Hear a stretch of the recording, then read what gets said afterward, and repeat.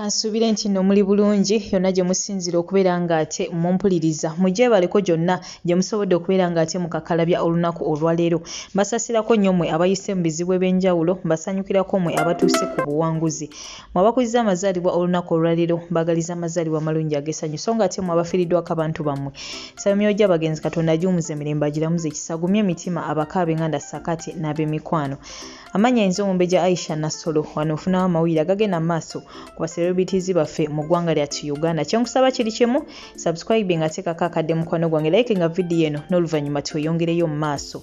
Naye nga amawulire agagenda mu maaso n'okubeera nga ate gatambula. Waliwo akatambi Pastor Bujingo ke yagenze mu maaso n'okubeera nga ate akola we yabadde ate mu lunch hour wali eri ku Canaan Land.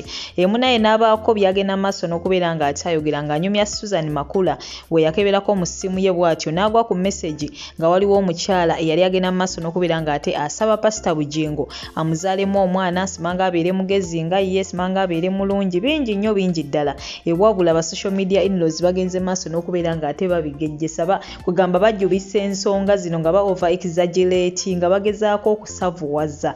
Ngera bamu bagamba nti oyo omukyala naye alabika mukyala wa Pastor Bujingo biki kugamba bingi nnyo ebigenze maaso n'okubeera nga ate bitambula. Katambi ako ngenda kubanga kulekerako atannakalaba ogende maaso n'okubeera nga ate okekanya.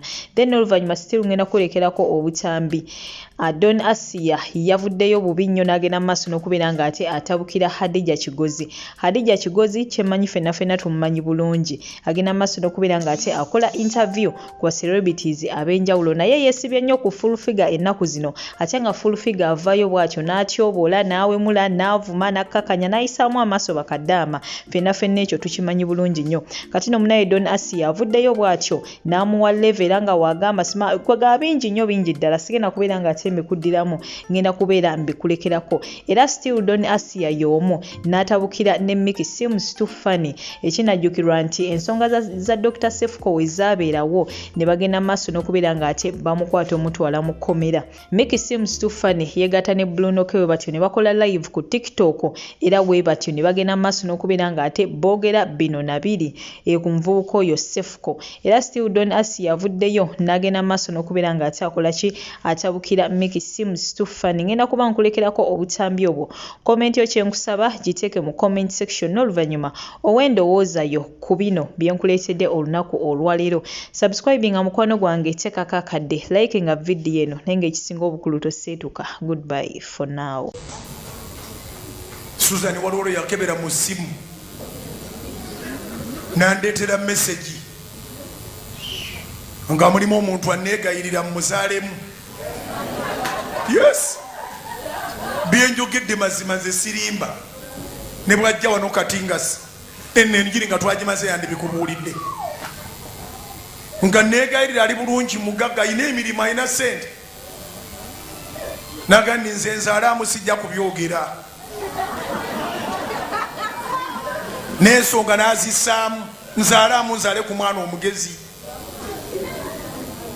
omulungi omugogofu nga ggwe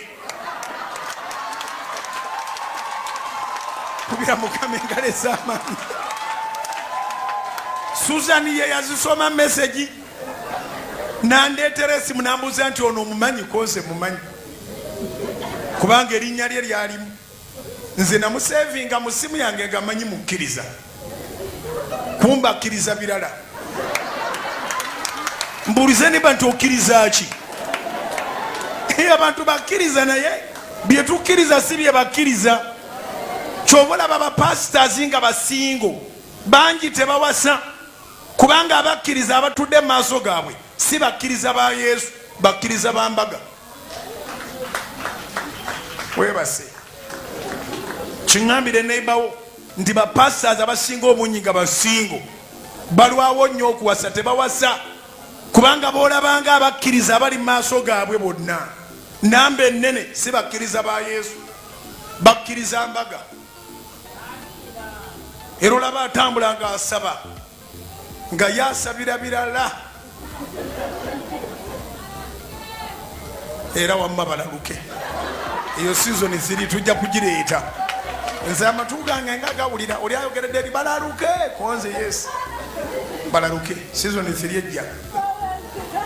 omukazi yansindikira message nampaana waana n'agamba ayagala muzaalemu omwana n'awa n'ensonga era n'atukakasa nti omwana ajja mutwala ebweru tewali ajja kubimanya sitaani bw'ato munnange bw'akola sitaani nze nzaala omwana kale katukigereze kugwozaala omwana naye tebajja kubimanya olwo omwana abirongengewa omwana ateeka okubuuza kitaawe era naawe olina okujja katongolo sitaani akutute ku level tumunange nze saagala kukulaga mwana naye omwana ndi bubi omwana yayagala akumanyi kati bwamala okumanyanga mugenda ku level eddako ab'ekika kyo baliwa kati eno gye tuli wakulu n'ebitulumba bikulu eno gye tuli wanene n'ebitulumba binene zino essala z'osaba zigenda kusumula naye ate ofuneyo bichallenges ebirala. It matters to be a disciplined person. In other words, bw'otoba na discipline ebyokuvaabira mu bwakabaka bwa Katonda bingi nnyo. Ebyokulya mu bwakabaka bwa Katonda bingi. Bayibuli egamba nti bw'otuukanga mu maaso ga kabaka weeteekanga wekaakambe ku bulago. Engero weeteekanga wekaakaso ku bulago kubanga bw'oba oli muntu wa appetite nene ogenda kugwa mu buzibu.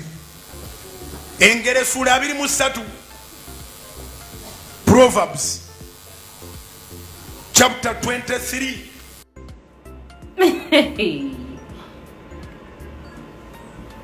Hadija Kigozi otwagaza ki mukwano gotola bange ekimala kimala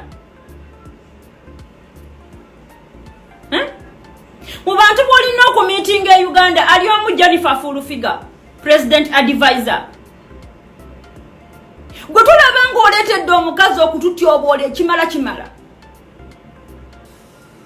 abantu abagezezzaako okuvaayo okujja okulwanirira eddembe lyaffe nga bakadaama ate bakutte ne basiba gwe n'osigala eringo weebutukira amatama go tolina nsonga azirongwazi ofuna viewers ne ba subscribers. Hadija Kigozi tukimanyi bulungi nti e Dubai wa deportingibwa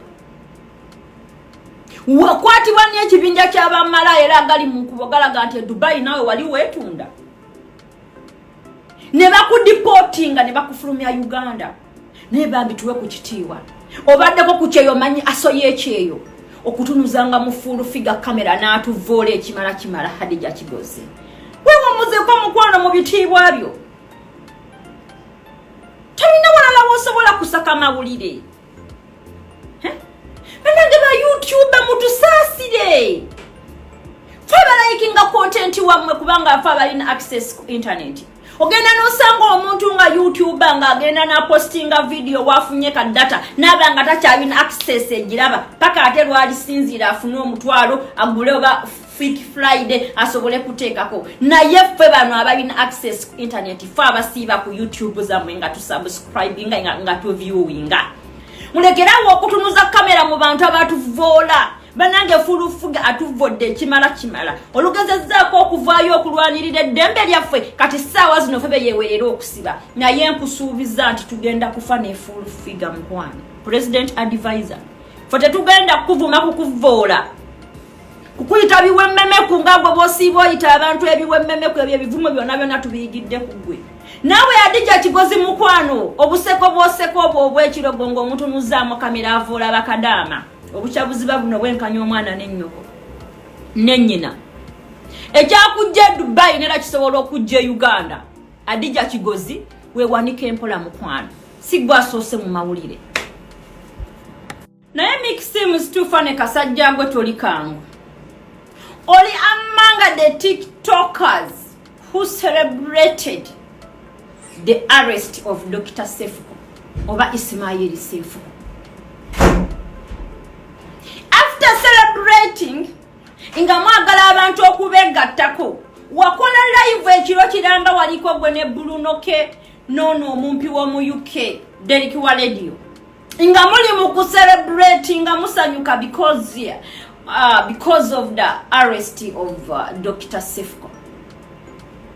At the same time when yolera mu kiti ngambazi no chuka no gamba nti the Sefko simuyina akobuzibu lwaki tewamulumirirwa mu kusooka nga yakakwatibwa tokomya kwekyo ovuddeyo otandise kutuvoola Mickey seems too funny. Fete twagala kumanya oba mukazi wa zaalo batazaala. Tetwagala kumanya oba ozaala oba tozaala. Okay, wavuddeyo n'otukakasa nga b'ozaala then kati mukazi oyo atazaala, which is okay, nakyo twakitegedde.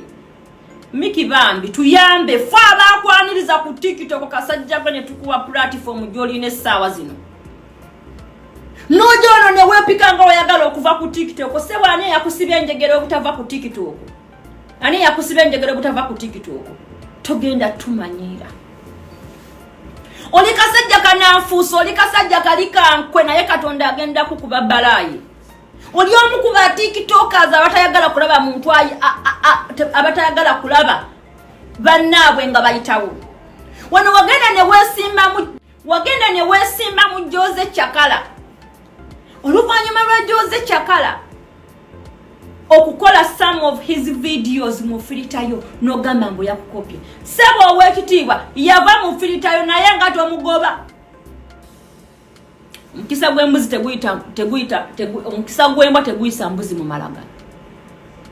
Njagala okimanye Mickey seems too funny nti awo woli abaana bajja. First of all kati wavana ku mulamwa. Nze toneetikka. Nzija n'emukamwako. Oli daseba mu bitiibwa byo TikTok owakabi. Abamu kuffe tujje mukamwako. Naye kasajja gwo oli kananfuusi, oli kali kankwe, oli awo toyagaliza. Naye Katonda agenda kukuba balayi. Oligamba nti doni yaŋŋamba.